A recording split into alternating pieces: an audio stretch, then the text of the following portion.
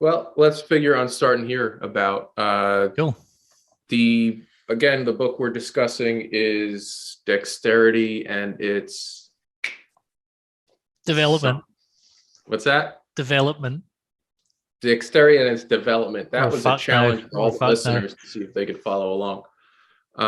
Dexterity and its Development. Last week we went through different examples of how Bernstein defines dexterity, how it's about more than just any type of specific motion, but it takes into account your entire environment, how you're moving through it, becoming efficient at doing that.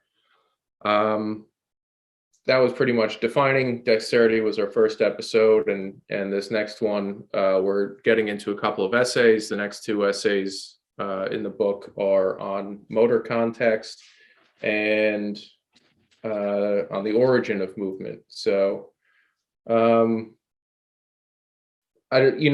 had mentioned something about examples. I don't have specific examples, but is that something that you wanted to get into off the bat again, or you had some in mind, or Well, no? let's give some examples as we talk about the second essay and examples to make it easier for people to understand because he's talking about on motor control.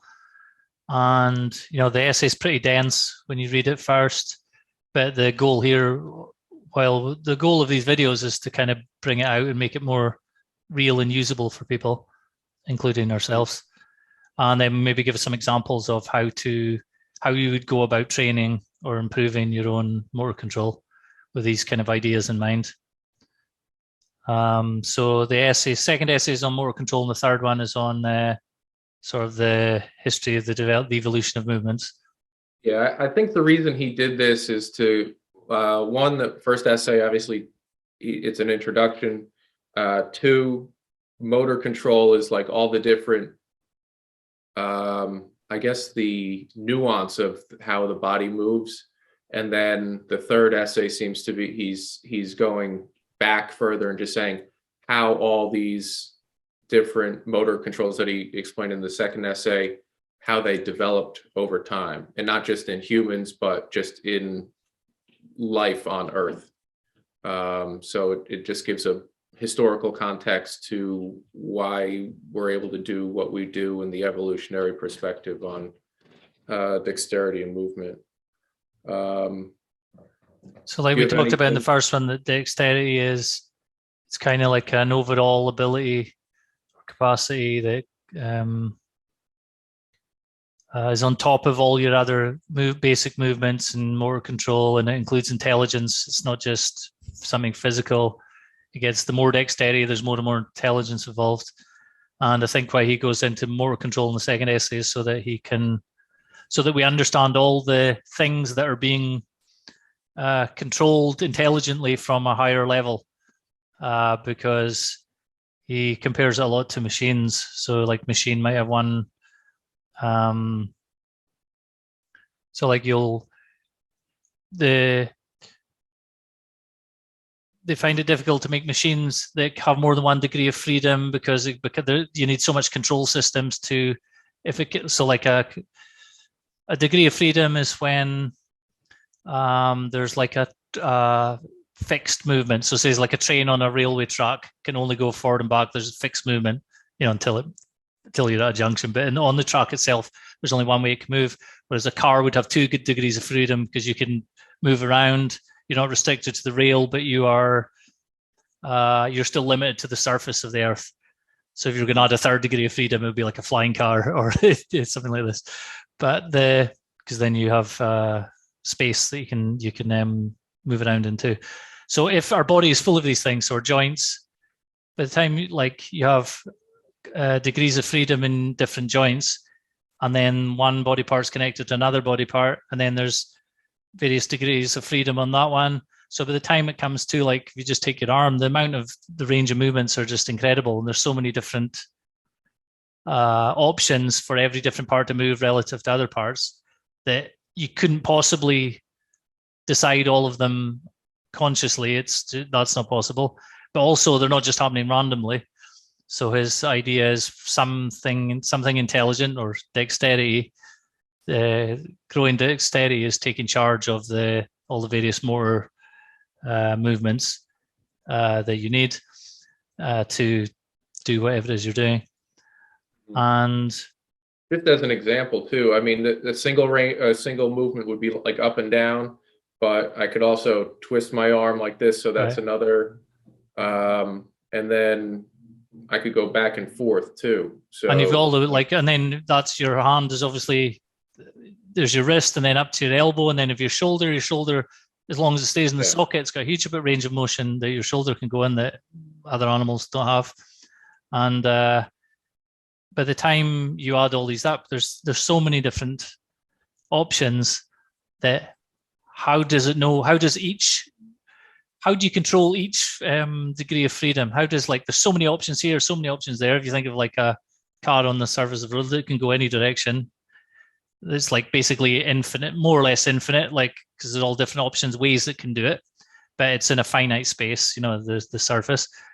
So how are you going to control all these movements? Well, there has to be a higher part of you that is intelligently deciding which movements to recruit and which movements to control, which to allow, which to stop, which to control in order to accomplish whatever it is you're doing. And if you just had no, if you weren't able to correct the movements, you wouldn't be able to do anything. Because and then, like, in the third essay is like more about the history of this, the development and evolution. Things get more and more complex over time. You get more and more, there's more and more new behaviors that the animal has to do, and unexpected problems it has to solve. And then by the time you get to all these, the level of complexity is huge. Now you've got all these options you can do anyway, and then you've got all these things you're having to react to. So it can't possibly be all pre-programmed in at a lower level, and it just sort of reflexes out. It happens by itself as like a reflex. Something has to, a higher level has to decide what to do and what not to do. And the story of development, the story of dexterity is the development of a higher and higher ability to control more and more lower order motor, to have more and more motor control over all these different degrees of freedom you have in all your different body parts. So how, like, this is very abstract. So how would you train this? How would you improve with this in mind, how would you improve your dexterity in some kind of fitness training? What would you do? So I would start by, like, the situation is also very important here. So you have to train in a way where it's like a real life situation where you're actually throwing, catching, swinging. So if you look at the way one of the things he goes into is like the mobility of the upper extremities in the human body. There aren't, like, the shoulder is free floating over your rib cage. Like, it's not connected. I guess you have a joint here, but like your shoulder blade and everything, it's not connected by anything. It's all just held in place by different tissues. And you're able to move that. So because of that, it opens up all these different ranges of motion. You could swing it back, overhead, and it allows you to throw, catch, climb, swim through water, extend. You could open your arms really wide. That's one of the things like that human beings can do that you don't have with like a quadruped, like a dog. That their range of motion is forward, back, and maybe a little bit out to the side. But humans or apes or whatever, they could extend their arms way out to the side, and you don't see that. Maybe birds are another example where that's available.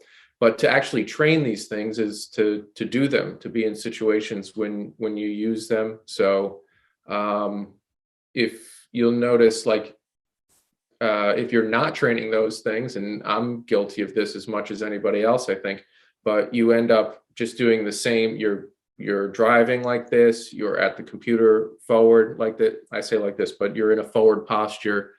So all of those things that are meant to be mobile and available for your movement or ranges of movement, if you don't use them as much, those muscles kind of tense down or atrophy or just get into a pattern where you're not using them. So you should have variability in the movements, not just repeating the same basic shape of movement all the time.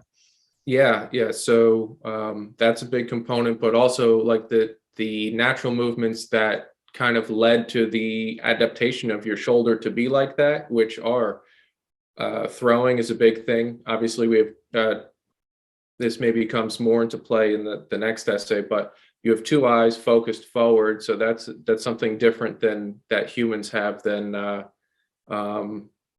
say like a bird where their eyes are on the side of their head, or a horse, so eyes are on the side of the head.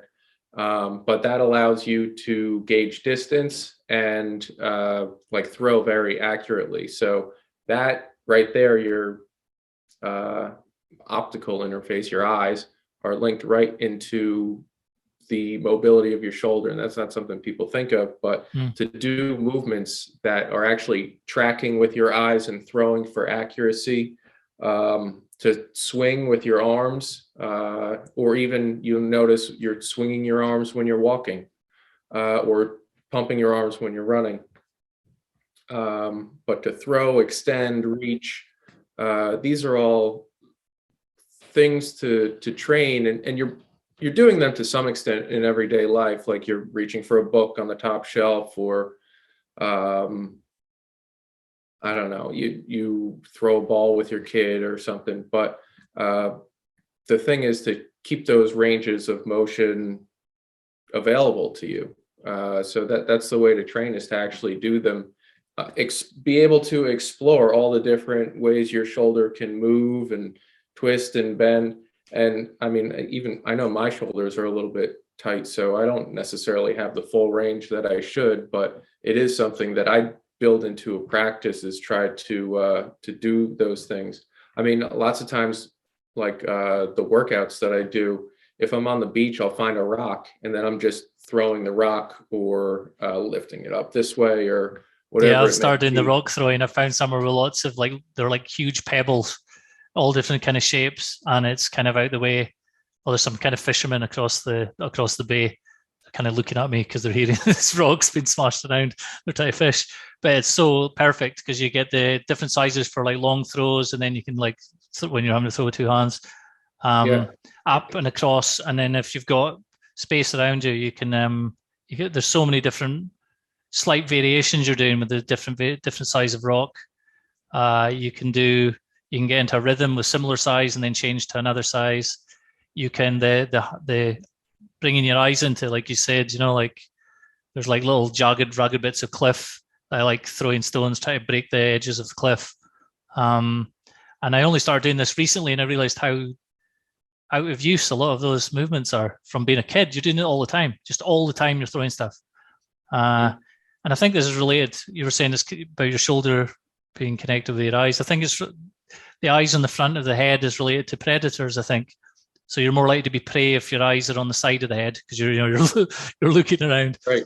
But you're more likely to be a predator because you're focusing in, and that makes perfect sense because all the things you mentioned, throwing, and the other things we're talking about, all following something in the distance and then throwing, all relate to hunting, for example.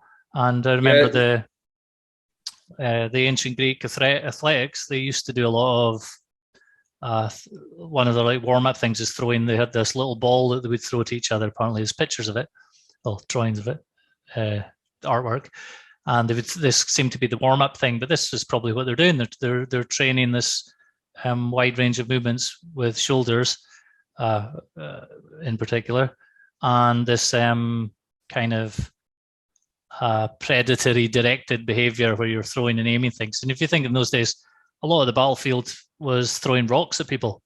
So like this was a big thing, throwing rocks. The Iliad, there's few mentions where they're like throwing big rocks at each other. So this is a thing that people are kind of built for, or men anyway are built for. That until you start doing it again, like I just started recently, and it was like just sore from doing the what seemed like small tiny movements with small rocks. Was way more sore than doing the picking up and throwing them because I've been kind of used to that one in the last few years. So it's interesting. Yeah, so you're putting the muscles, like little muscles in your shoulder that aren't readily being used, or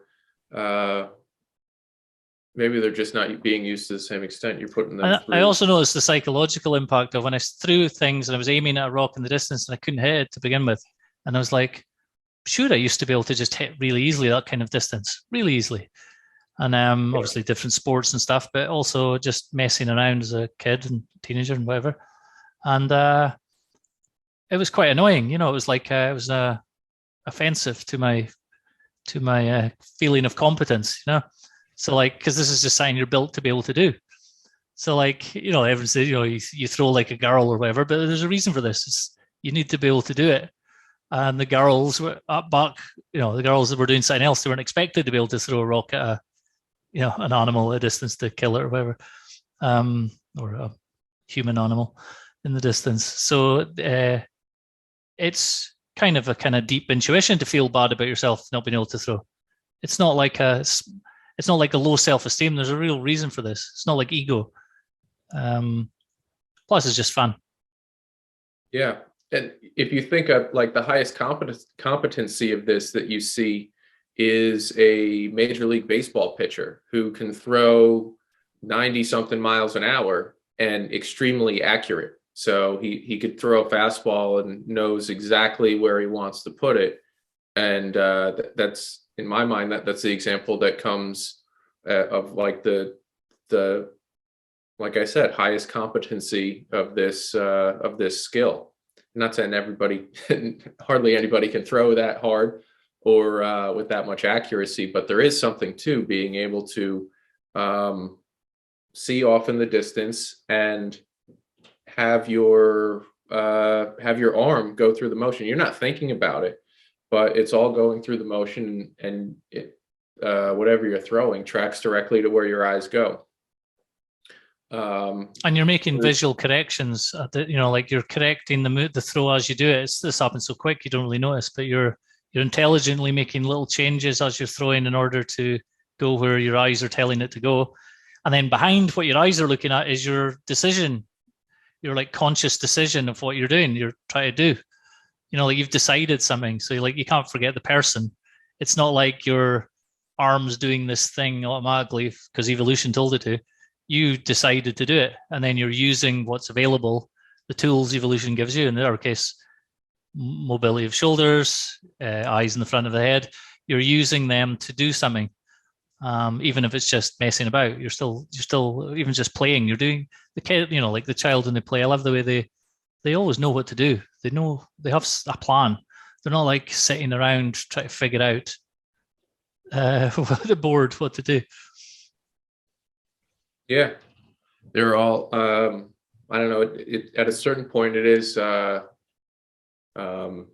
It's like primally intuitive to do these things. And the fact that you aren't physically thinking of this, but it, like, the motion is happening. Like there's something deeper that is below your conscious mind that is able to put these things together. I don't know if that's the right term for it, but embodied wisdom is something that I think about fairly often. So what's the role of the conscious mind then when you're, so there's if you're saying that, assuming the embodied wisdom is all this kind of motor control that's out of your awareness now, that you've kind of can do without having to think about directly, what's the role then of the conscious mind in relation to this? Well, it's a, you can qualify things. So like if you have to also make the decision, go back to ancient man. If he's got a rock and he's trying to throw it and kill a prey animal or a rabbit or something, he's got to make the decision, okay, am I within range to do that? Am I at the right elevation where I have the high ground, so to speak, to be able to do that? Am I staying quiet enough so I don't scare the rabbit or whatever it is away? So your conscious mind is putting you in the right conditions to allow your primal mind to act as it should, or take the actions that it should. But then so here's an interesting thing. If you start thinking, like if you've ever played a sport and you start thinking about something too much, you almost always mess up or do poorly. Like if I'm trying to go for, I used to play baseball when I was young. So if you start thinking about like swinging the bat while you're swinging the bat, you're not allowing yourself to do the motion. You're preoccupied with the thought of doing the motion. So when should you think about swinging the bat?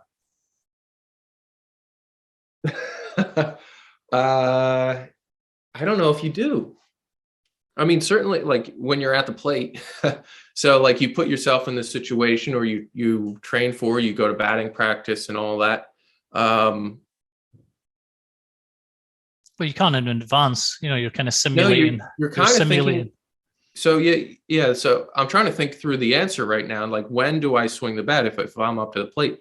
You swing the bat when it's like fractions of a second. You think to swing the bat fractions of a second before you actually do it, judging based upon the trajectory of the ball. If you think it's going to be a strike, if it's within your range, if all that. I mean, and then there's also like gameplay, like maybe all that's happening and you don't swing the bat because you want to get to the pitcher's head or you have a 3-0 count, and so 3 balls, no strikes, and you just take a pitch, even if it's right down the middle. It's just a common thing in baseball to do. But so you decide to swing the bat based on the conditions that would necessitate you having to swing the bat. I don't know if there's a better way of putting that. So do you mean like you've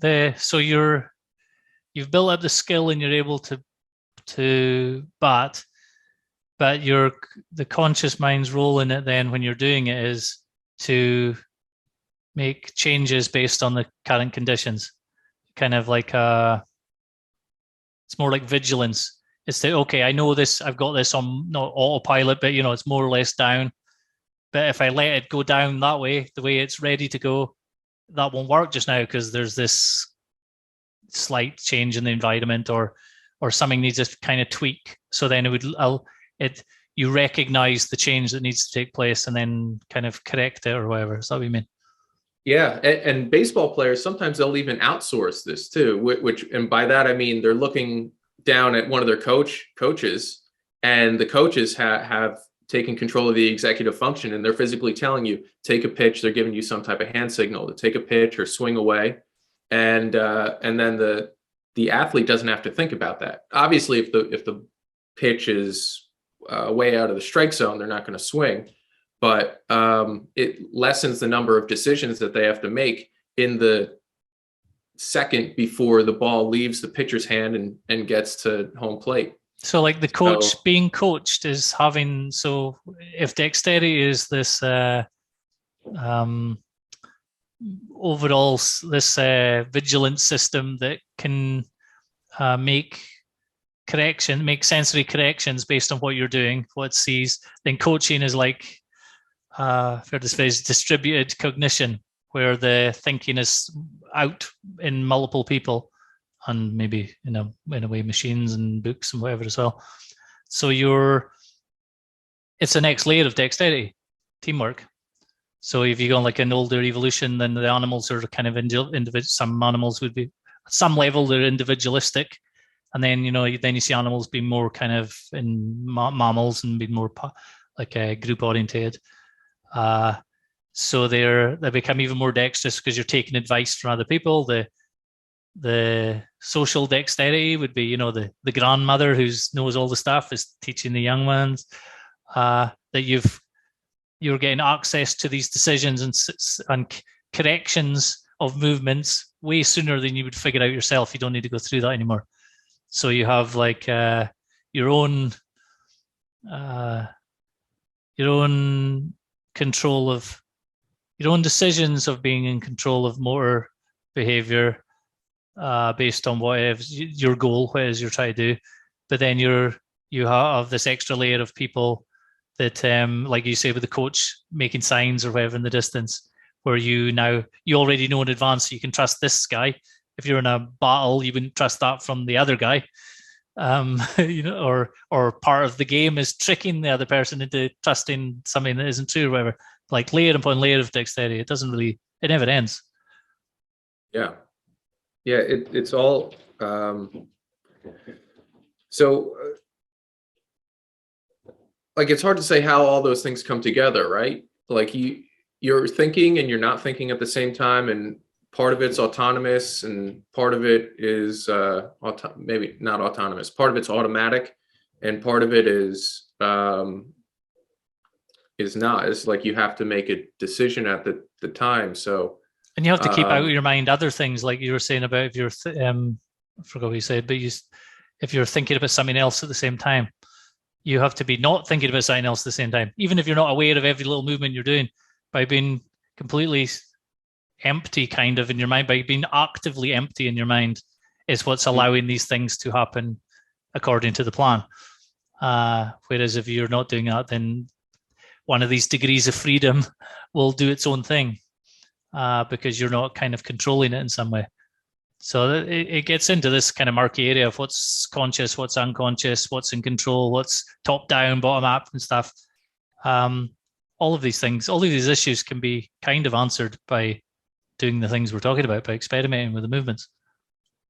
Yeah, you have to. I mean, that's why athletes practice and all that, because that's when they're allowed to make the mistakes, and hopefully in the game they can just kind of unleash what they've practiced. So if you're not an athlete, I mean, a lot of your training is all practice pretty much. So it's a lot of experimentation and figuring out this and that. One of the things that, I mean, coming back to this essay, one of the things that they mention is like the degrees of movement in the hand for different types of grip. Like you could grip something strong or very softly, and you could pretty much form your hand around any object, like no matter the size or shape. And that's like, you could use your hand to pick up, like we said before, pick up and throw a rock. And in that case, you might need a lot of grip strength and all that. But then if you're also picking up like, say like a baby bird, like you have to be very delicate and not crush or mangle or anything. And to know all like how to do that, you're gauging based on I guess what's in your hand. You could feel the density of an object. You kind of form around it and all that. So where does that, how do you learn how to do that? Do you learn how to do that? I mean, to some extent, like I know if you're around a kid and the kid is around like a baby, I mean, like a 2-3-year-old, and they're around a puppy, like you always have to say be gentle. And it's teaching them, one, you have to be gentle with these things because you can hurt them without knowing it. There's an intelligence there. You know, the book of Mice and Men with the big, George, yeah, and he crushes the rabbit. Or Lenny, I think it is, isn't it? Lenny, yeah. George is he's like the quick-witted one, but Lenny, yeah, he crushes everything, the puppy or the rabbit or the girl or whatever. Not to ruin the book for you, but if you haven't read it at this point, sorry. But yeah, he's not nimble, he's not witty, he's not able to discern like when he should use his strength and when he shouldn't. Everything's just brute force. Like he lacks dexterity. Yeah, exactly. He's he's also like whatever. You just remind me something there when you say that your hand can do in any shape. It's can go around any shape, soft or not, or whatever. It's Salvador Dali or one of these surrealists. I can't remember. I think it's Dali. Says is some phrase where he says, "Her breast is the shape of my." No, sorry, my hand is the shape of her breast, or my hand is breast shaped, or something like this. But it kind of gets the same idea that this becoming. We just take it for granted. We don't even think it's a skill. We don't even think it's unusual. We just take this for granted, whether the connection between hands, eyes, feelings, and we just you don't think it's something you need to train or to that you can develop. You just it just kind of seems to happen, and then you just go about your life and you think, oh, that person's really skillful, they can do things, but you don't know the things they've done to train it between now and then. I'm not saying people should go out and train with their Dali style with their hand. I mean, you can if you want. Good, different type of dexterity, but probably for a different different video series. Maybe not with you, Keith. But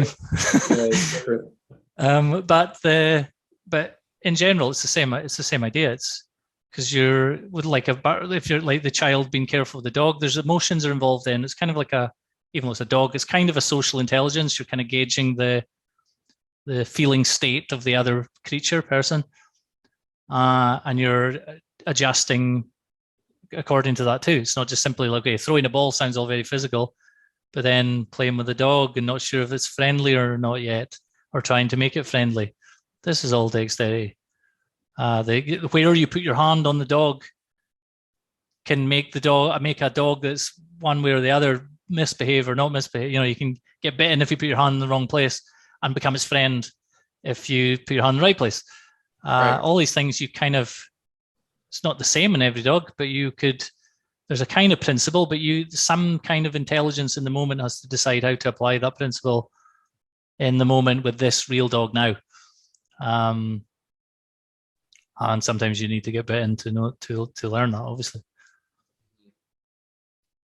Yeah, the other thing that I thought of while you were saying that, and now that I'm losing it. I had it a second ago. Your dexterity is on trial here, Keith. You have to come up with it now. Yeah. Oh, thank you. Because it just reminded me. So you could see instantly when someone, like if someone has a degenerative disease, you see that like Parkinson's or cerebral palsy or something. They may have, depending on the severity of the disease, they may have the potential to move in all different ways, but they lack the ability because something has gone wrong neurologically. And coming back to the title of this essay on motor control, if you lose that like ingrained ability to move, you see it evidently. Like someone with Parkinson's will shake, or they can't move their hand, or they can't move their limbs. Like even though so their conscious mind can still tell them, I want to move my hand this way, or I want to pick my hand up, but their physical body can't act on the conscious mind. So that there's something else there that's unconscious or subconscious, that there's a break in what they're actually able to think about and do.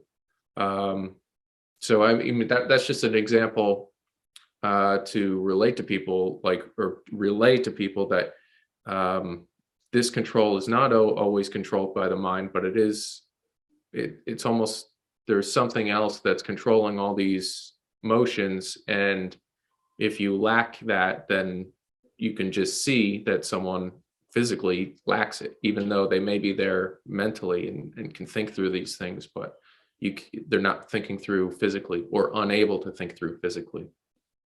Yeah, I think Bernstein's got a nice way of describing it somewhere in the book, that it's like the analogy of a rider and a horse. So like you're not the rider isn't doing all the work and doing the work of the horse, but he's kind of guiding it and directing it at some higher level and has the plan. But you kind of somehow have to trust the parts, the movements that are happening out of your volitional aware, that you aren't deliberately doing right now, but you could deliberately do, but you aren't, or often you can't deliberately do, but you kind of have to recruit them according to whatever it is you're doing. So I mean, like the rider and the horse might only need to make tiny little physical movements in order to make quite a large movement of the horse. And the part of the more controlled dexterity then is keeping an eye on how things are going and then making changes as you go. it comes back to what we were talking about the whole time in the first episode of this, was being able to change and like move from one thing to another, not being stuck in one fixed path. It's just the same thing applied to the specific motor control. Trusting it and letting it do its own thing, but always being ready. Something always has to be supervising it, but not micromanaging.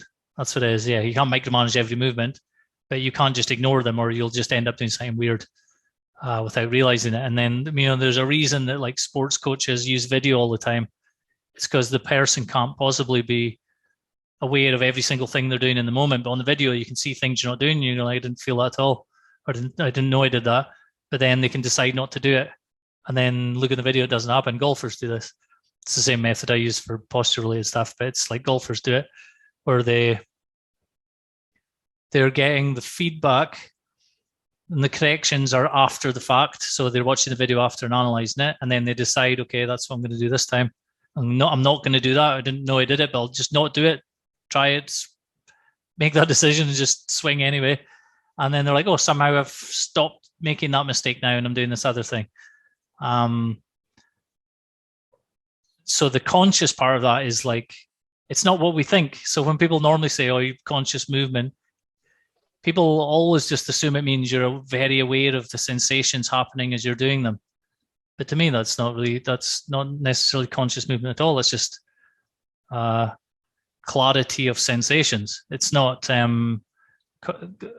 included in conscious movement is this stuff. It's deciding what you want to do in advance, making changes during it happening, analyzing what happens, and then changing what you do the next time. It's like this higher level reasoning. It really is what it is.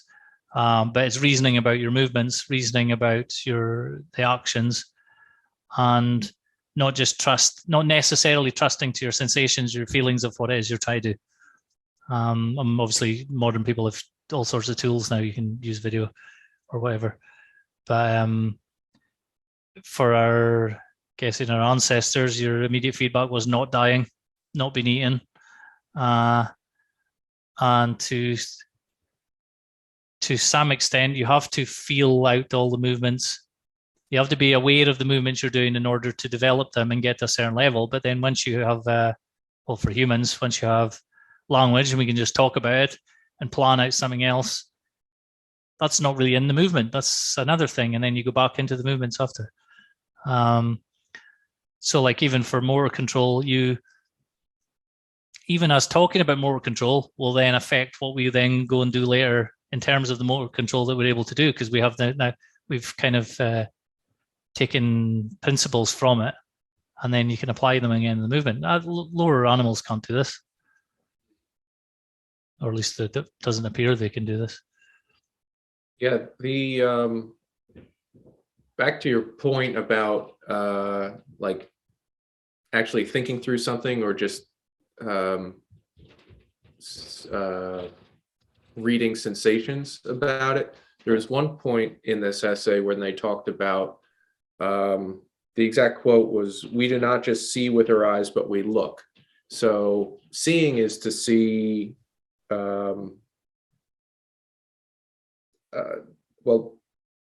sight is just like a visual stimulus. It's light, a visual stimulus of light. So to see is to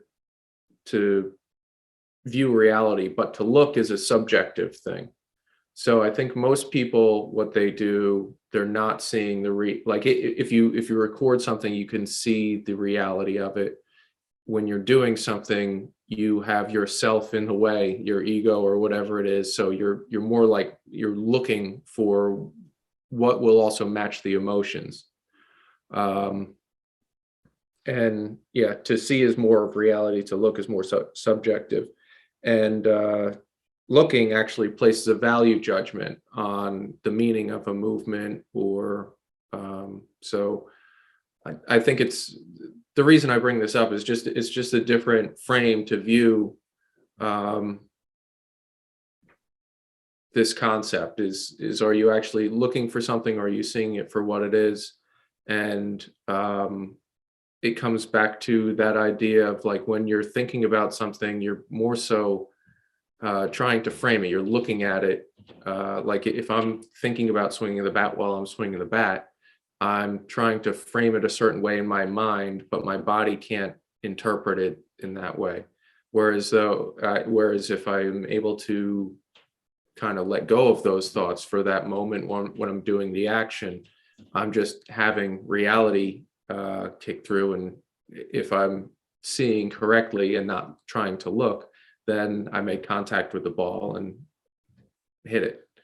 But it was just, I don't know, it was just a different way of kind of saying what you were saying. But it may be helpful for people to see that dichotomy, like there's a subjective nature and an objective nature to these things, and to be able to discern the difference of them, or not necessarily discern the difference, but to use both of those things in order to move through time and space, I think is also really important, because there are times when the subjective nature is important to make decisions or whatever it is, and then other times when it's less important. But all these, like being able to move back and forth between those things does give you greater ability to act and control in your environment. So that's kind of I guess the point of this is, you're looking for ways to control, not like top-down control everything that you do, but just have more avenues or more breadth of awareness over all these skills, and be able to use them, reason through them, like you said, as opposed to just be at their whims.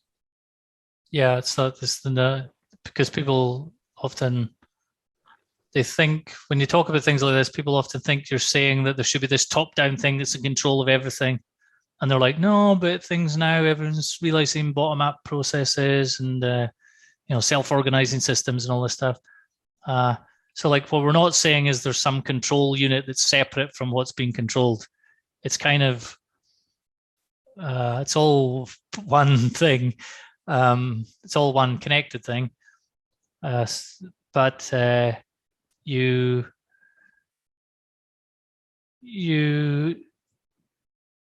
it develops. You're not born with it. There's like you're born with the potential, obviously, but it kind of develops, and you get better at it by doing it. It feeds itself. The more you do dexterous things, the more you increase your capacity to be dexterous in general. So I'm trying to say is it's not just a description of something you did at one time and one point in time and space. So you did something dexterously. It's the act of doing it, even if you fuck it up and it doesn't work what you did, the act of doing that is now making your overall capacity of dexterity increased. You have more things to draw from. You have more experience. You've reflected on this. You've maybe noticed you've drawn a principle of, because you've connected it with other things similar that happen. Now you've realized, you've noticed a pattern, which then feeds back into the next thing you do. And you can't really separate these kind of the what we normally think of as mental component with what we normally think of as physical component. They're kind of intertwined all the time. And sometimes you're mentally reacting or just going along with the physics seems physically determined, more automated things. And then other times you're having to actively recruit what were more physically determined automated things to do what you want to do instead of those things. So you're trying to change a habit or something, and you're going against the habit, and the habit will feel wrong to begin with. But some part of you needs to, the new habit will feel wrong to begin with, but some part of you needs to overrule that with a different perspective, not just the perspective of the limited perspective of the feelings of those movements associated with, smoking or whatever. You have to have some kind of other thing, but it can be different for different people. Images of this other healthy life, images of this horrible, unhealthy life if you keep smoking. Maybe you have to go and do a different set of motor behaviors too. So every time you feel like a cigarette, I don't smoke, by the way, I'm just using this as an example. Every time you feel like the cigarette, you're used to all these motor movements. Bernstein uses this as an example, like just to light a cigarette, takes 20 different movements. This is in one of the later essays. It's not one movement, it's an action made of this series of different movements. There's like 20 different things someone has to do to light a cigarette. But once you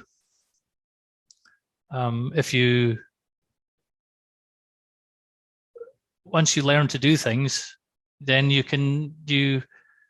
Oh, anyway, I'll go back to you. Forgot what I was going to say. Yeah, no problem. So I think that the last point that I wanted to make about this essay was on coordination, and what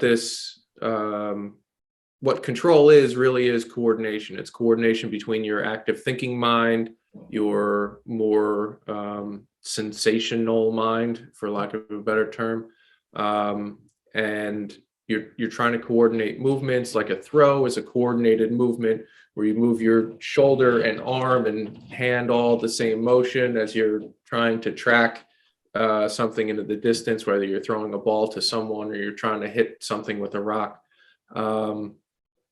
So that coordination is what control is, but it's not just coordinated movements. It's coordinated with your environment. It's coordinated with what you're moving through. It's your timing. It's your spatial awareness to coordinate all those things.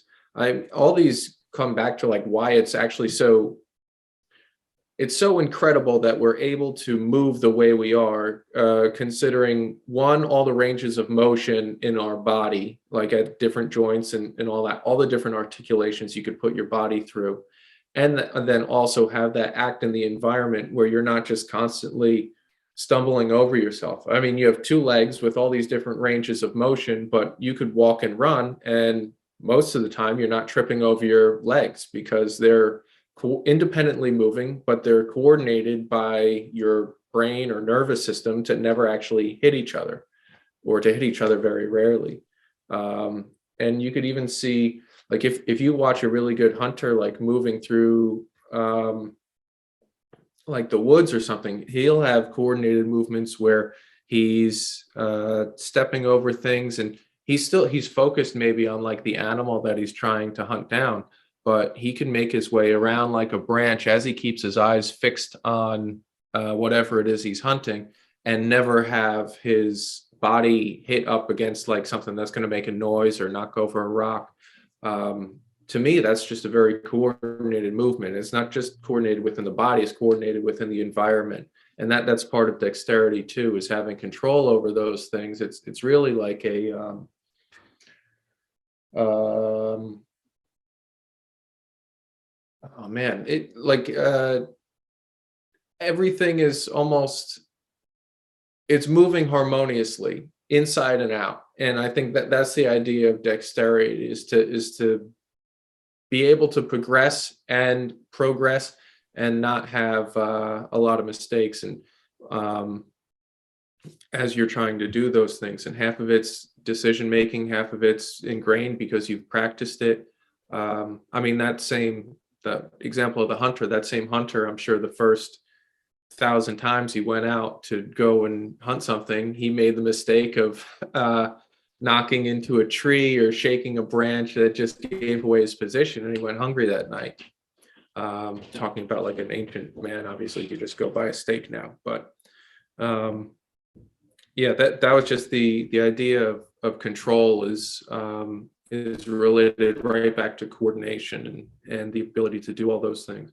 And the point I was making was, one of the points I was making was that it's so incredibly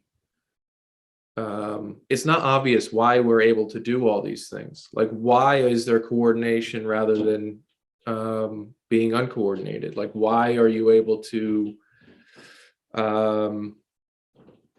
track with your eyes and throw and hit something? Why are you able to hang from your arms? Like to do all these different motions, it's not obvious why we have the ability to do them.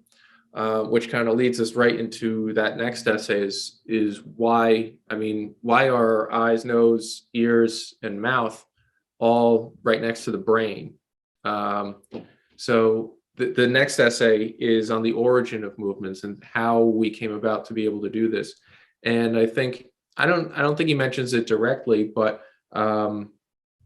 we always hear people say something like, "Oh, we're designed to do this. We are our ancestral man was meant to do this. Your body evolved to do this," and no one actually goes into and explain why that's true. You kind of just take that and say, "Okay, yeah, I guess that makes sense that we evolved to do this or whatever." But like, what is it that made us evolve to do that? So I think he goes through the example of like life on Earth. He shrunk it down into like a 40-year period. If all of life on Earth, I'm sorry, I think it was all like the existence of Earth. If the existence of Earth was 40 years, he says at 20 years, essentially life starts. 2 to 4 years is when reptiles come about. Mammals come around in the last 2 to 3 years. Hoofed animals a month ago, and apes 2 weeks ago, humans 2 days ago. So how are you able to compress all that, everything that we're able to do now? If in scale, we've like humans have only been around 2 years, it means that all these natural processes have been in motion for thousands, hundreds of thousands, millions of years, and it kind of carries through all these different species and evolutions and everything. So when you're actually looking at why you're able to do these things, what is actually evolutionary movement, it tracks back through how life evolved. And so I'm not going to get into, I think it would just be boring to go through a lot of whatever the history of life or whatever. But essentially, one of the big things that he points out is we have what he calls telereceptors. And what these are, just you're able to pick up on different stimuli in your environment. So you have light receptors in your eyes, your ears can pick up vibration, your skin can feel radiation like heat. You also have tactile function in your fingers. Your mouth can pick up tastes. Your nose can pick up chemicals, which is smells, your olfactory glands.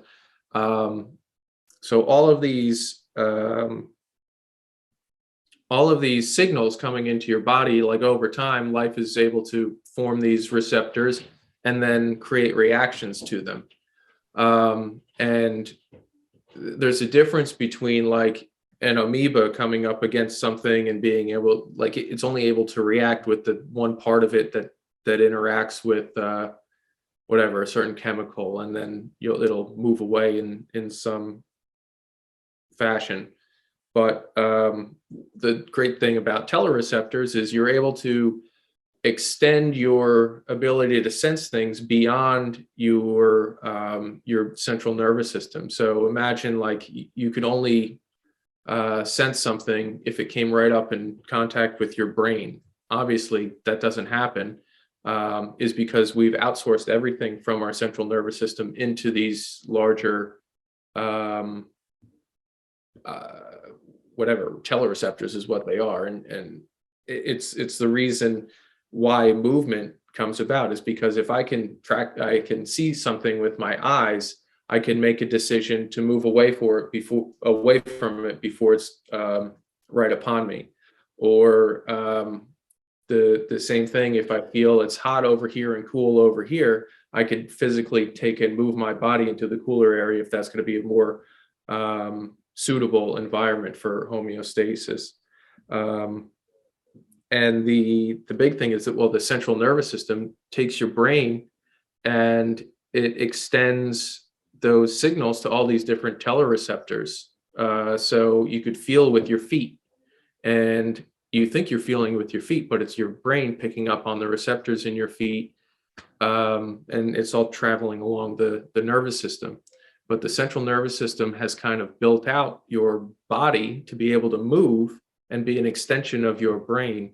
to get along different environments and move from more suitable places to unsuitable, to get you out of danger, to go towards food. I know I've been rambling for a while here, Kevin. So Not at I all. don't know No. if there's anything else. I'm trying to compact a lot of what was in this essay to explain it so people understand it. And maybe I haven't done a good job of that. I'm not sure, but No, I you think have there's a lot there, and it tells you why we move in certain ways and instead of not moving those certain ways. It tells us why we can articulate our bodies in so many different fashions as opposed to not being able to do that. and like the next, so that's telling us why we're able to do these things, and then the next step from that is to go, well, if that's what we're, like you said earlier, designed to be doing, then how can we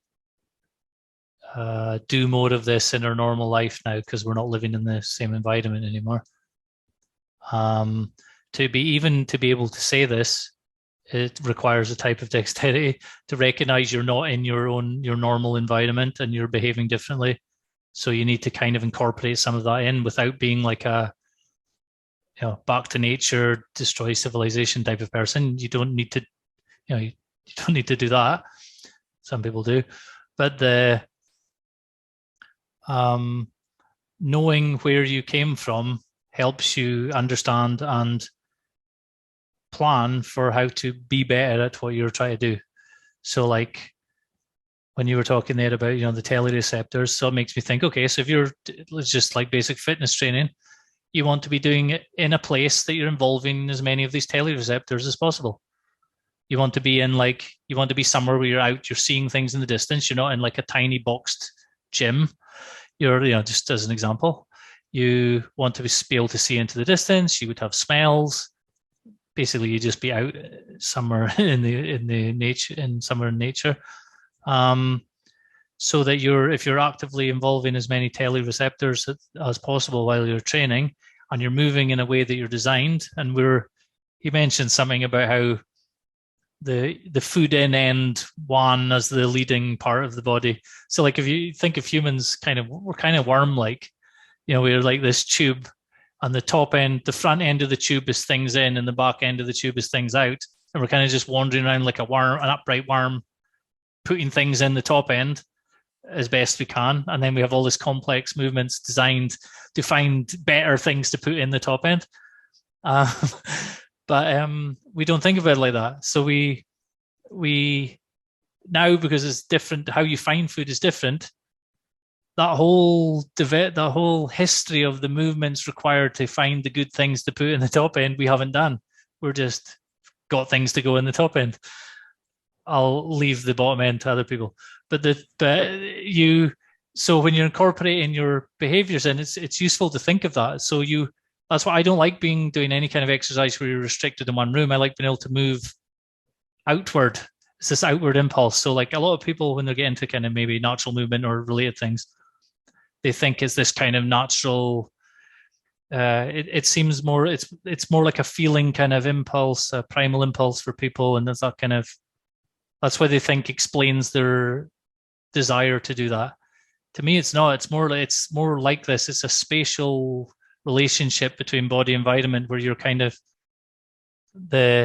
you're having to move forward. You're having to do movements that involve taking the top end forward, even if you're not literally hunting. Cool if you are, but even if you're not, you kind of have to make those movements. So just as a complete simple example, I would never ever do something like deadlifts. It's just so boring to me. But I will pick up a rock and run through the woods with a rock. I'll pick up an area and I'll run towards there with the rock. I love it. It's exhilarating. I think it's having better effect than any kind of doing the other things. I know it's not the same as deadlifting, but it's a similar idea and it's more real. And you've got this kind of, maybe as far as the lower level motor degrees of freedom of different parts, as far as they're concerned, I maybe really am running towards to get food just now. So to me, these things, not just makes you more dexterous, but it's more meaningful because you're including more telereceptors. You're have a plan. You're doing something that's closer to not just the shape of the movements you'll be doing, but also the purpose of the movements you'll be doing. The more real it would get, the better, I suppose. Build your own house. That's good. That's real. Actually hunt for food. That's real. We're kind of, a lot of this is really just, we're kind of the reconstruct kind of simulation between the worst of the modern life with doing the real things. It's not quite like doing a session of natural movement is not natural movement, not really. It's kind of simulated, but it's way better than not doing it. Obviously. What do you think?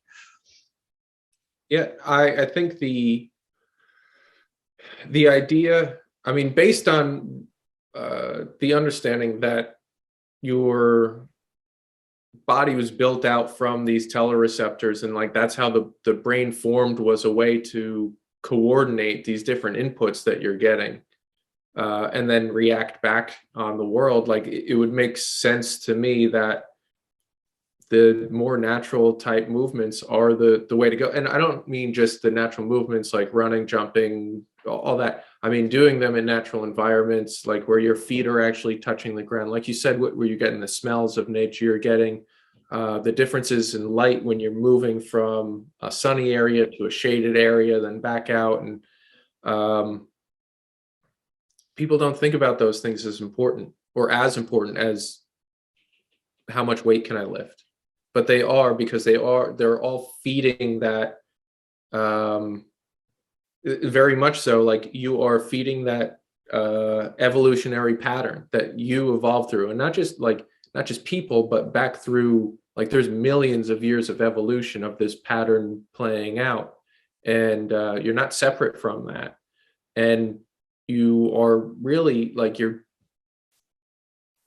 to not practice in that way, in the more like natural patterns, you've essentially stripped out all of these things, and you have such a sterile type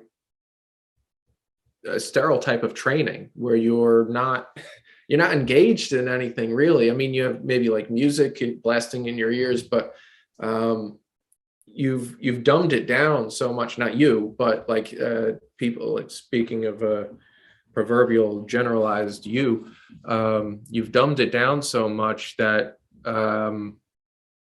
the only thing that becomes important is how much weight can you lift in one motion, up and down, and you kind of miss the point. There's I don't know, my friend's got this saying, she's missed the plot, and I'm sure it comes from somewhere, I don't know where though, but that's what when I see people training like that, that's what I think to myself is, man, you may be able to move a lot of weight, but you just don't realize what you're missing out on. There's something bizarre about picking up a heavy object and then putting it back down in the exact place you found it. There's something bizarrely unnatural about that. So like, you may pick up a heavy object and move it somewhere else, fine. But why would you pick one up and put it back to where it was immediately? And, like 5 times, and then pause for a while, and then do another 5, like, or where it's a weird thing. And you don't know how much you're badly training the motor control, because the systems aren't expecting you to just lower it slowly down the way you just picked up. They're expecting, if you're picking something up, they're expecting you to throw it, or if you're picking something up, that it's expecting some other part. It's expecting to be part of another action, a sequence of movements, not just the same one in reverse.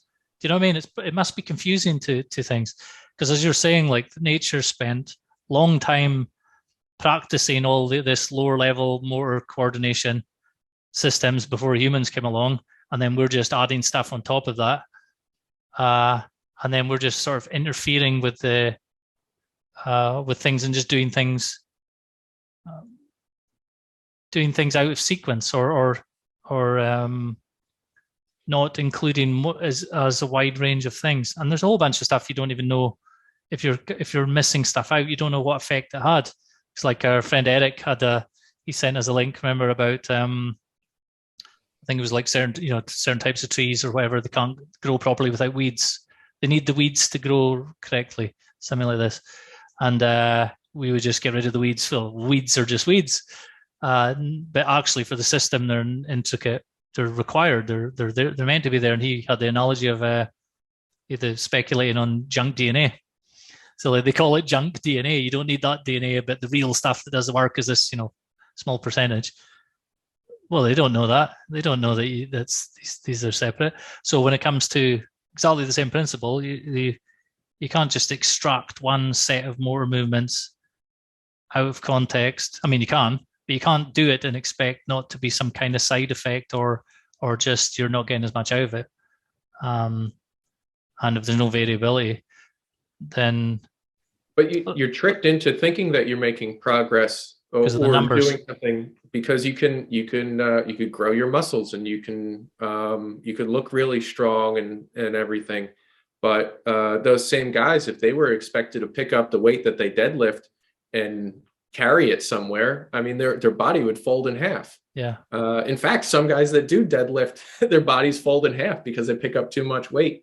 And like, what were the real examples of you having to pick up a heavy weight and carry it? Like, there is utility to that, to being able to carry a heavy load, but the key part of it is carrying it.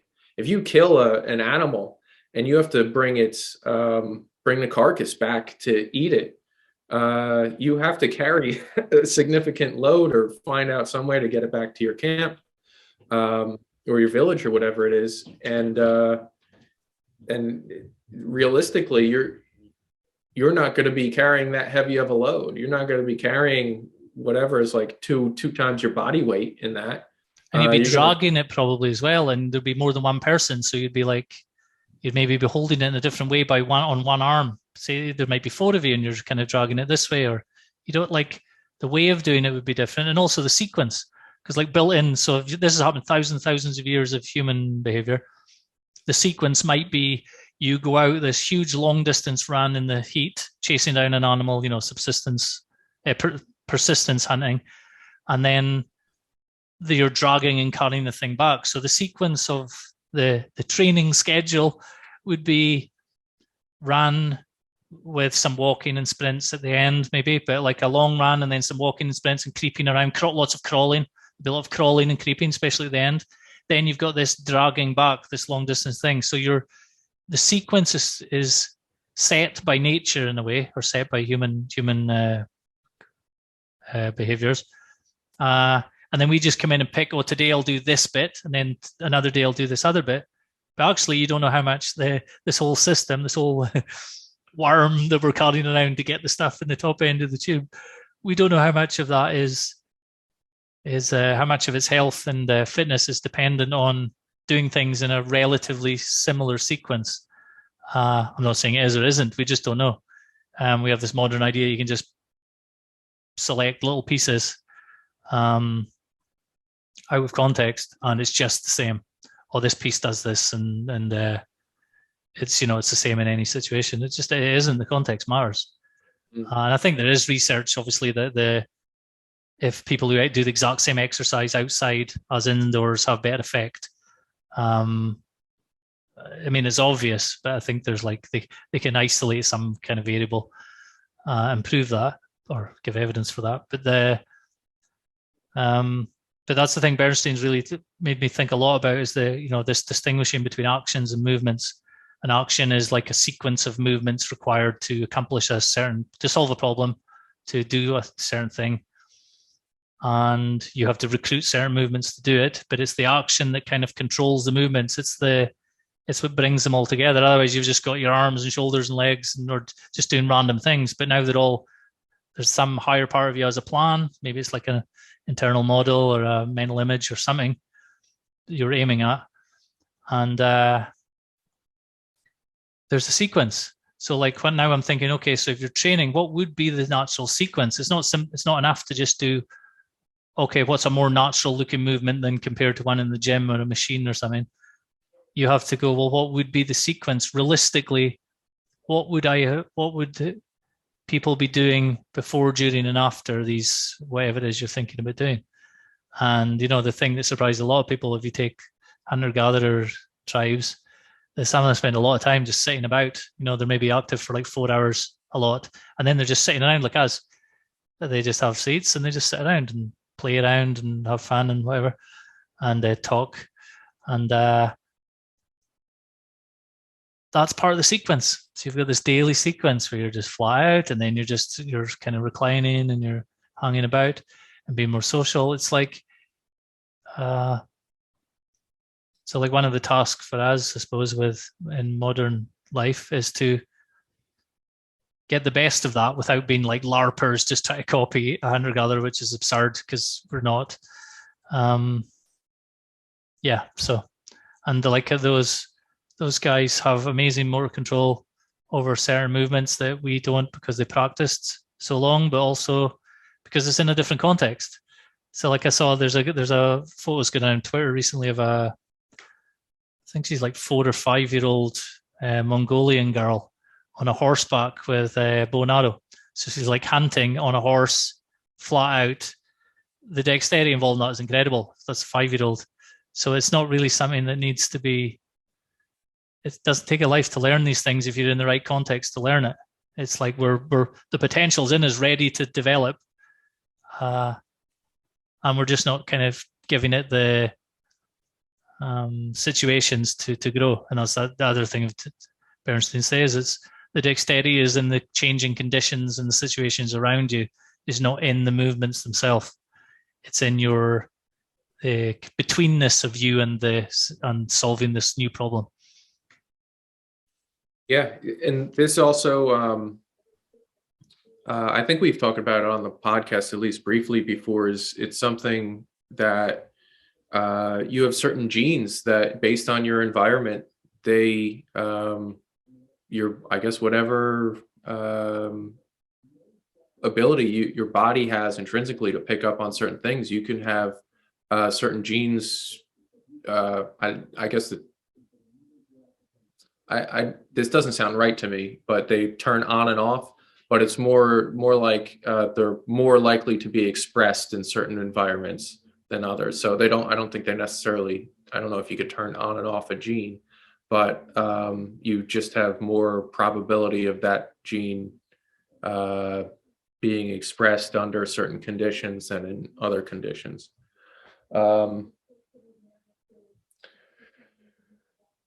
What else? The other thing that is kind of like a funny anecdote, but I remember someone telling me one time that, like, before you feed a cat, you should always play with the cat. Like, before you put down their food, you should always get out a toy or something. So they have that that urge to, like, they go through the hunting ritual as if they were some type of wild cat. Obviously, they're domesticated, but they go through the motion of actually having done that, and then they're more likely to whatever, eat or something, or it's just something good to do for the cat. But I think people realize this intrinsically too. Like, after you work out real hard or you want a long hike, like something like a good meal after a long hike is more meaningful. Like, you feel like you've earned it.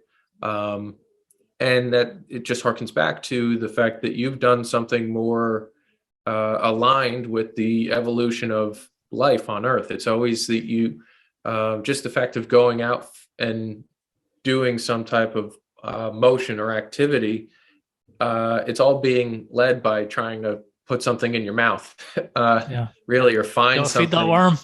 Yeah, feed the top of the worm. Yeah, and so obviously that when that happens and you go out and do something strenuous and you get back and you nourish yourself, it's just more in alignment with the natural history of how life evolved. And to sit around and a lot of people's work today is just intellectual. It's not necessarily physical, or a small proportion of it is physical. It's not the same payoff, and it's because you I'm going to say you weren't designed to do it that way, but it's not like something specifically designed you. It's all the how life formed on Earth is not didn't pattern in that way, but now we're breaking the pattern. So what does that mean to not do these things? It's me. I don't know what that means. Either you're changing the pattern, you're breaking the pattern, or you see things kind of break down because you don't meet the pattern that has traditionally led us to this point. We were talking about variability earlier, and Bernstein had, I don't know, is it in, I can't remember, is in this book, but I think it was earlier work he did. He did research early on where they were, it was like Soviet era, and they were trying to figure out the perfect worker for doing some kind of manual labor or something, So they were like testing the absolute best. I think it was like a, I don't know, was it like a, I don't know, somebody who used a hammer anyway, and I can't remember what exactly what it was.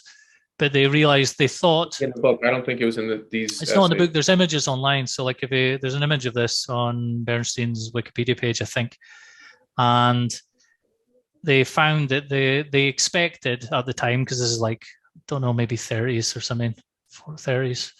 They expected that the more consistent the movements were, the better the worker would be.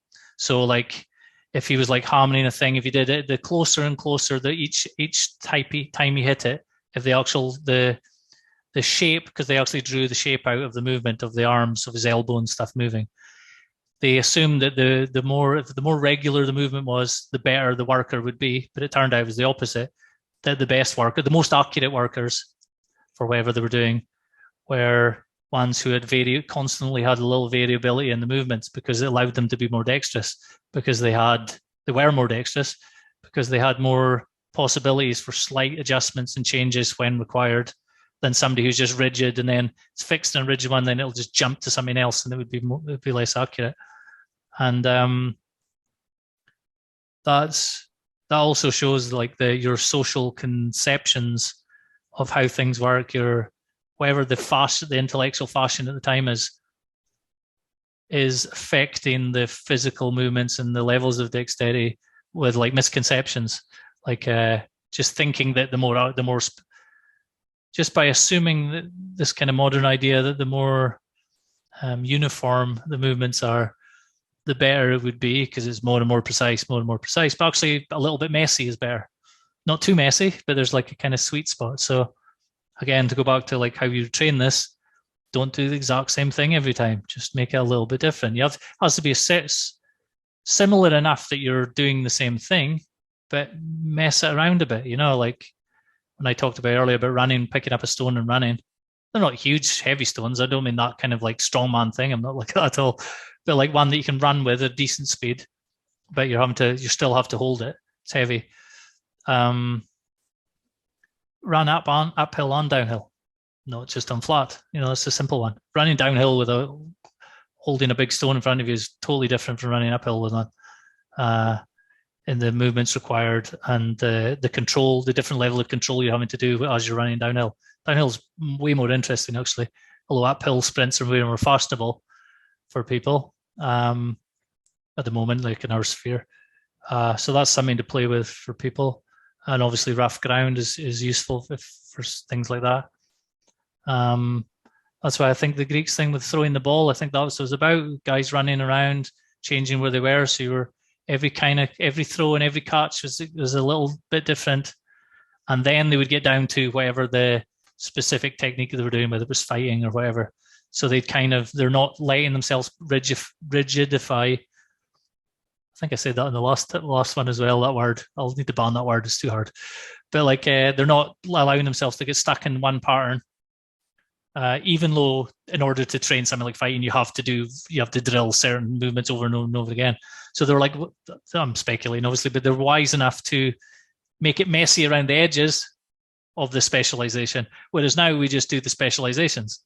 So like today is pull day, today is push day. Like to me, this is all insane from a dexterity point of view. The example of the hunting, you're doing a blend of things all day long. You're not doing one thing. So like you should live accordingly. And you're also doing a lot of thinking. like we talked the last one, you're orientating really. You're trying to figure out where you're going and what you're doing. You're, a sailor or whatever, you're checking the stars and stuff as well as doing the physical work of running the boat. It's all very different from the way we think that we can just compartmentalize different things and, okay, if I do 5 different things in a week, now I'm going to be competent in many types of areas, but you really might not be. It's the kind of the messy variability which gives you the skill to then adapt that in the next situation. Yeah, I mean that's I've said it before, but that's kind of how I train too. It's like I have a general idea of what I'm doing, but there's so many different movements and thought patterns that come into that. I just find it preferable. I think it's more natural. I mean, I'm not training to be a huge powerlifting guy. I want to be more athletic, have a lot of different abilities, and yeah, sometimes. But there are the big, strong guys who do the big lifts who are really dexterous. The guys who do in a certain way, the like strong men. Like they're picking up, the big spherical stone ball at one point. Yeah, they're like they're towing, pulling trucks and all this stuff. They're doing so many different things that's they might not look it, but to me, those guys are more dexterous than the typical big 4 lifts gym guy, who may look better. Yeah. He may look better to untrained eyes, let's say, or if you're not looking at it through dexterous eyes, we'll call it, like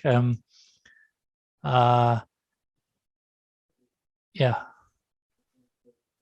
Yeah, just the guy. I didn't mean to. I meant more so the guys that are training just to look good or whatever it may be.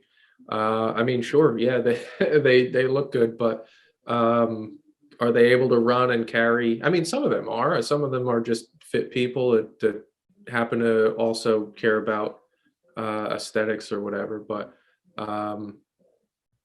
just for me, that's not necessarily been my goal ever. And more so has just been all these natural movements. They feel like they're more of the right thing to do. Unless I try something a little crazy, I don't find myself getting injured as much. And I just find myself better able to solve problems and then like non-physical problems later. If I have like intellectual thing I'm working on, it's easy to think, it's because I've been out exercising and now I'm clear-minded and now I can think better. It's more than that. It's making you smarter somehow. The smart movement makes you smart thinking later. You've patterned you smart thinking. It gives you like. Yeah. Sorry, go ahead. No, I'm just correcting my own terrible Highlands grammar. Oh, okay. No, I didn't even pick up on that, so you're good. I'll edit that out. Oh, this is a quick aside. Can you say purple burglar alarm? Purple burglar alarm. Say it again. Purple burglar alarm. Look at Dexterity. You can cut that out, but I saw something online that said Scottish people have a very hard time saying that. Purple burglar alarm. Purple burglar alarm. Yeah, there's this different Scottish. So there's ones with the rolling R's, much more rolling R's than I have. Yeah. Well, anyway, I'm sorry. You could cut that out. I thought it'd just be funny. On the podcast, it was like, say, Twitter. Yeah. And then when Ryan was on. Mm-hmm. I forgot where I was going. But I mean, that's dexterity. Being able to say tongue twisters, dexterity. All these like games kids play, a lot of them are playing with dexterity. Obviously, they don't think that, but that's what they're doing. I know where I was going to go. Like you had mentioned, like if you're running and working out and thinking about how you're doing these things, you actually end up being better at problem solving just in other tasks. And it's not so much.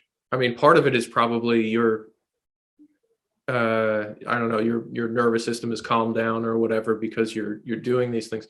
But the other part of it is you're practicing figuring things out in general. Like your entire pattern that your mind is going through is to figure things out now, and figure things out, and not necessarily just get them, not check something off a list, but actually understand why you're doing them, or be able to find different avenues to solutions. So if you don't realize that you're training that, but you are training that, and it just carries through into other portions of your life. Obviously, your head is, or your mind, you would hope, is kind of directing the show. So if it's in a certain way of thinking, then it would make sense that it would carry through into other areas of life.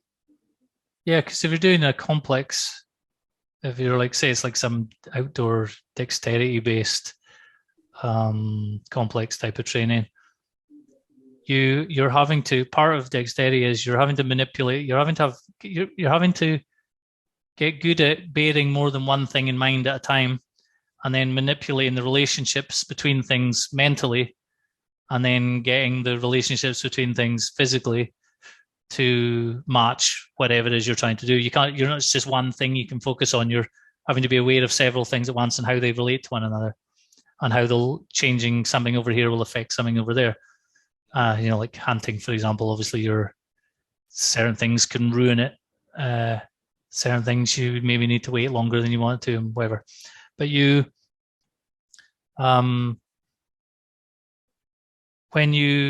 you're practicing that physically out in the physical world, to be aware of all these different components interacting with one another, it becomes easy to then, when you're thinking about a problem, to keep multiple ideas in your head at once, and then start manipulating them, going, oh, well, how does that compare with that? Oh, well, that you can have things side by side and compare, contrast them. Then you can see how that fits with something else, and then you have this whole kind of ability to think. That's what it is. You're just to be able to think in relations. That's what it is. It's thinking in relations rather than getting drawn into one thing. So that's part of dexterity. It's been able to think in relations, to react in a certain way to a situation that takes into account various things that are going on, rather than just, I'll just throw my strength at it, or whatever your skill happens to be. Yeah, and the next question that I want to make a point with is like, where does that ability come from to think relationally and all that? And like, how did we achieve such a high level of being able to reason through these things? And Bernstein points out the reason for that is because as each generation passes through human and animal life, you have the weakest ones dying off. So you have your prey is getting stronger, which means in order to hunt and becoming a better predator, you have to become a better predator. So both of these things are kind of like constantly raising the bar for one another to get to become better and reason rationally. And the ones that were able to reason and hold those comparative thinking and figure things out, those are the ones that survived in both cases, for both prey animals and the hunting animals. So there's a constant constant proliferation of increased ability and complexity of these things, and you have to have the apparatus to survive in those conditions. So as those things increased in complexity, so did we as humans had to increase in complexity and be able to hold different frames of mind or reason through them, and just gain more functionality to stay alive in a world of increasing complexity. It also means that more unusual things can happen now, because there's more and more possibilities. The more complex the things get, the more and more possibilities. So there's going to be more and more things you don't expect, which requires more and more dexterity, which then the more dexterous ones will survive. So it's not just more dexterity means you survive. It's also more dexterity means you're more attractive to the opposite sex. So you're going to replicate more, probably, on average, than somebody less dexterous. And And over time, you just see how that would it's going to get more. It's just going to more and more feed itself. The more dexterity there is, the more you need. Yeah. The one of the things that he said is continuous exercise into unexpected. I'm sorry, the continuous increase in the unexpected and unique problems. They need to be solved in real time. So if you're able to do that in real time, then you're able to get the next meal and survive. And if you're not, then you slowly die off. And it's the reason why, like, again, I want to go back to this point. Everybody says, yeah, we're designed to do this. We're designed to be this way. And it's not that we were designed per se. It's because the conditions forced us to adapt in this way throughout the long millions of years of the development of life on Earth. So it is a design in some way, but it's kind of it's based on your context at all times and your ability to figure things out and survive in that context. The one thing, maybe you could clear this up for me, but the one thing he mentioned that he said he think was just like an anomaly that really caught on quickly was striated muscles. Whereas, like he said, other like smooth muscle animals, like a jellyfish, like they can just send like a signal and it just makes them whatever twitch. But like an animal with striated, I don't know how to say it. You're asking a Scottish Highlander how to pronounce things. Yeah, well, we'll go with straight. People will get the word. You can look it up if you want. It's striated.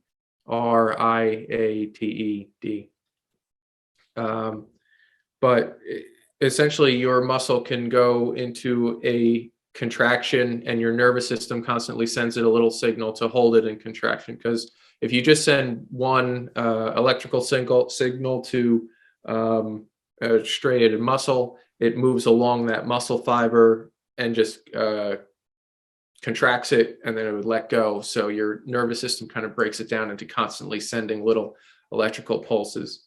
And a quick aside, one cool experiment that you can do, anybody listening, but you could listen to your muscle, and actually they said your muscles actually buzz if you put an ear to it, or if you put your ear to a friend's muscle as they're flexing, you could hear your muscle buzz. And it's kind of it's cool. You have electricity running through your body, and it's keeping your muscles tight as you hold them tight. And as soon as you let go, obviously it goes away. But that was a cool experiment. But back to striated muscles, he says that it seemed to be like an anomaly that just really caught on and made things so much more effective in their movements. So it didn't seem like a good explanation to me when I read it. And it just seemed like by chance there was this evolutionary mutation that happened, and it caught on with such wildfire that every animal, essentially outside of jellyfish and mollusks or whatever, were able to continue this whatever development. Yeah, I'll need to reread it, and we'll maybe talk about it in the next one. But yeah, I know what you mean. He just tries to.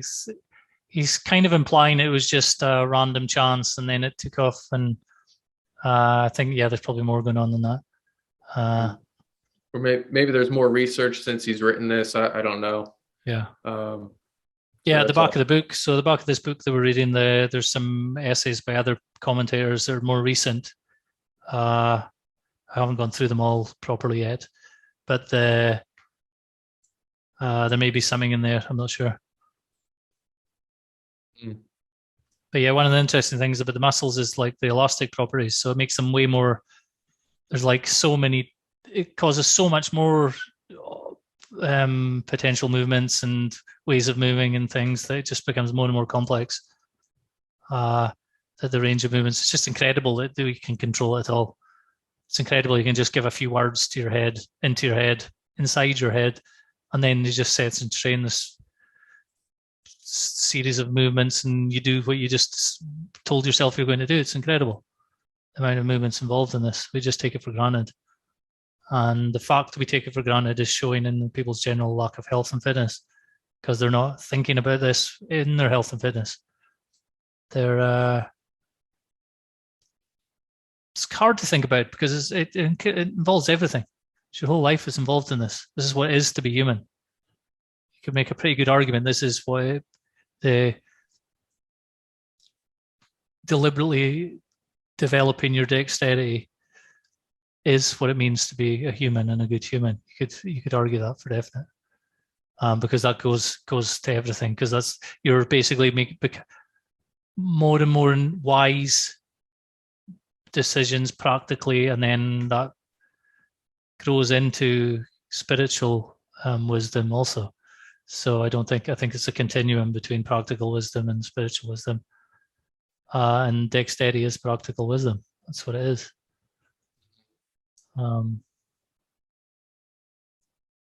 Yeah. So I took a big detour around your striated muscles there. Sorry.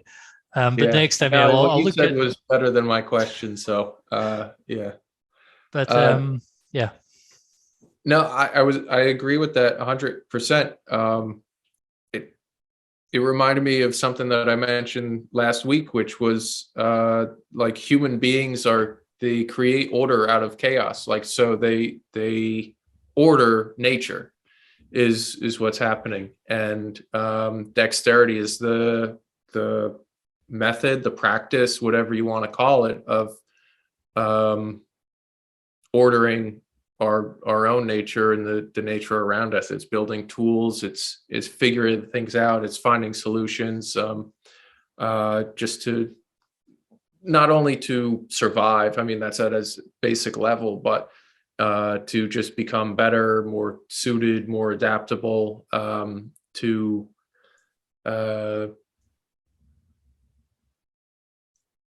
I guess, well, at the root of it really is survive, but it's survive in a way that's also not like a dire situation of survival. It's like proliferation of good things.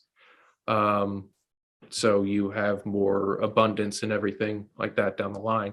But all this is, the mechanism is dexterity, or the method, or the practice, whatever you want to call it. It's not the goal, but it's like the act of doing this is dexterity. It's figuring things out and becoming better at figuring things out, and it's growth, and it's all like the most positive things that you can imagine. I guess it could be poorly utilized or used for nefarious purposes, but it is a very just human quality to do this, and for people to embrace that, it would be something very meaningful for people, or to understand it. And it's not just like a practical physical world related, or like it's not necessarily like an instrumental thing, or you get good at this so that you can get these benefits from it. It's that if something's really dexterous is done by a person, it's beautiful. It's like there's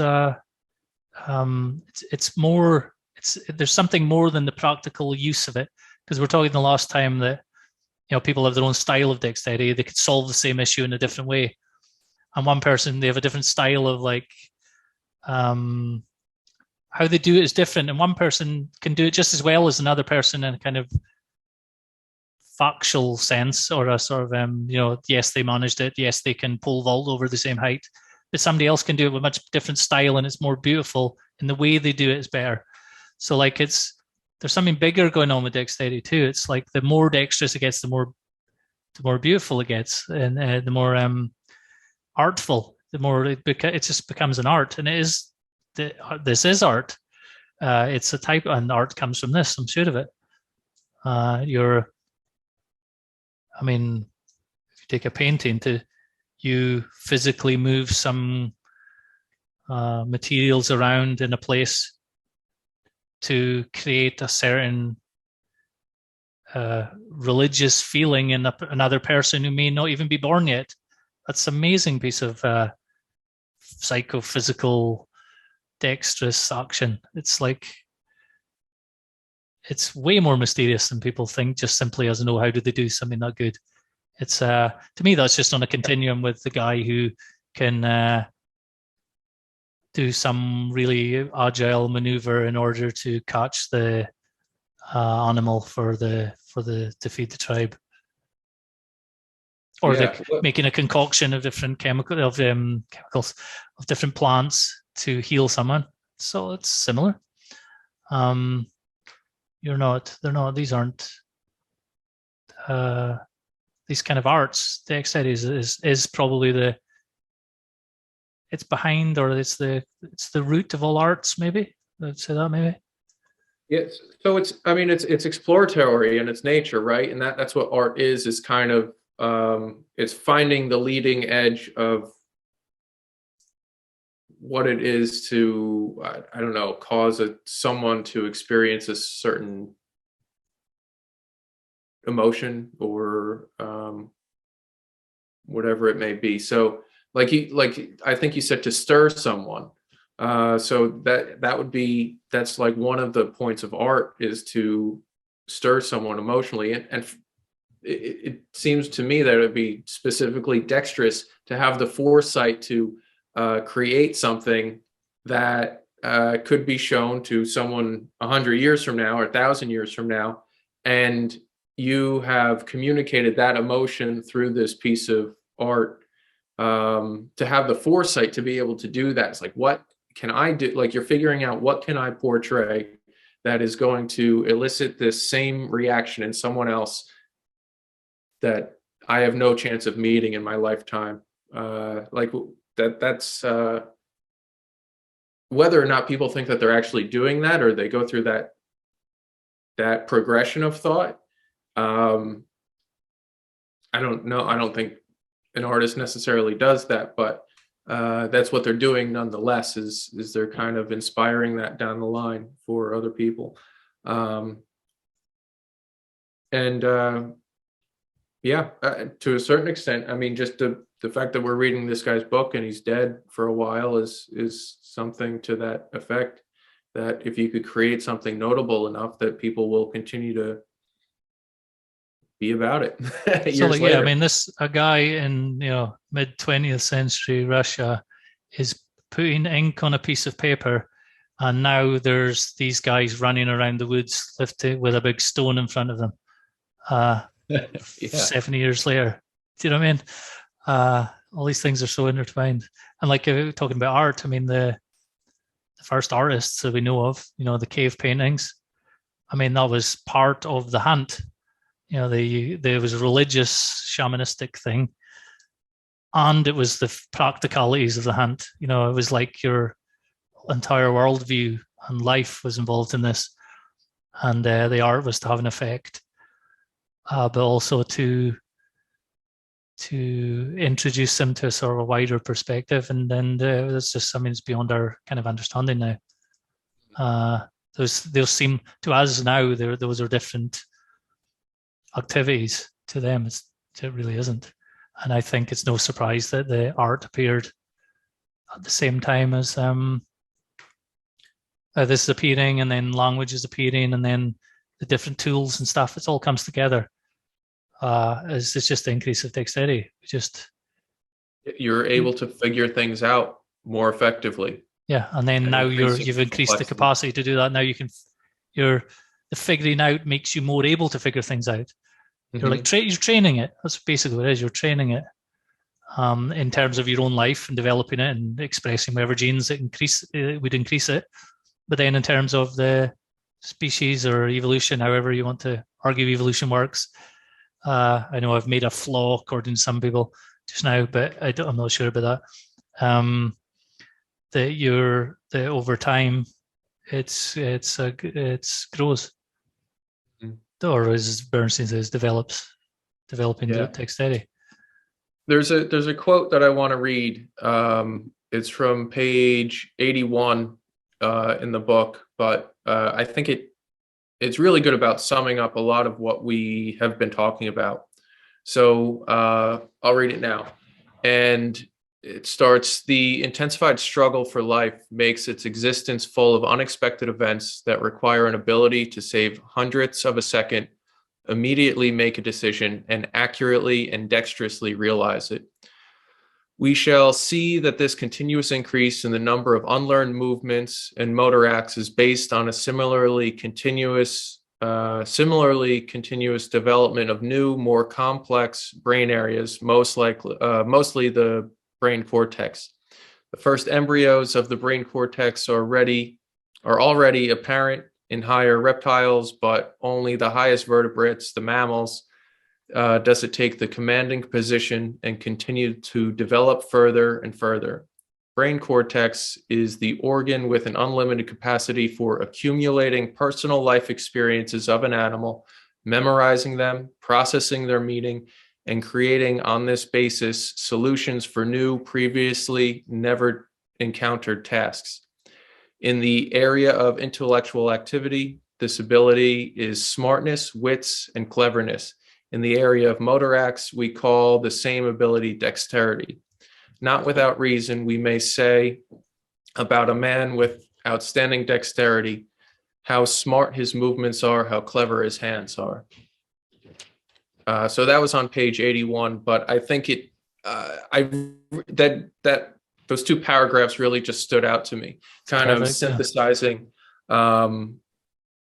what the development of movement is about, why it's directly related to dexterity, or how dexterity is directly related to that, and kind of what it is to be human, which is the highest level of vertebrate animal that we've ever known to exist, and why we've grown to become so to have the abilities we do, rather than some other animals on Earth.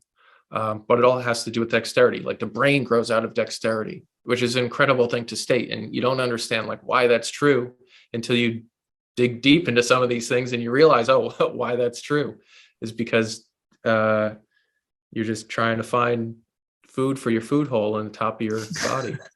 Gotta feed the worm, dexterously feed the worm. So cool. That's a brilliant quote. So that's the book for anyone watching. Nikolai Bernstein's this book is called Dexterity and Its Development, which includes his original book, which is called On Dexterity and Its Development. There's a few extra essays in this one. It's quite expensive, but you can probably acquire it online if you look. And highly recommended. Cool. So if you want to work with, if anyone listening wants to work on their dexterity, Keith can teach you various kinds of fitness and movement. I'm been mostly working on posture, mind-body connection type stuff just now, so I can teach you that. But overall, just pick up a big rock and go running through the woods, and don't do what I did the other day, which is scare an old lady with her grandchild as I ran around the corner with a rock in my hand. But she did handle it quite dexterously and didn't drop her coffee or whatever it was she had. So there you go. It also trained you better too. Yes, I'm on. I used to be on the lookout for wild animals. Now I'm just making sure that there's no grannies in the way. Yeah. So I'm talking about dexterity on a video, and then the next week I'm in jail for dropping a rock on someone. So it's not good professionally.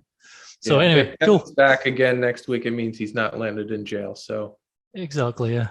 So yeah, we could maybe do some other examples one day of dexterous situations we've been involved in. That might be interesting. Things we've got in and out of that are worth sharing to give examples, and then just maybe show some clips of stuff we find. Maybe, I don't know, we'll see. Okay, I'll figure that out. Yeah. Okay, cool. Thanks. All right. Thanks, everybody. See ya.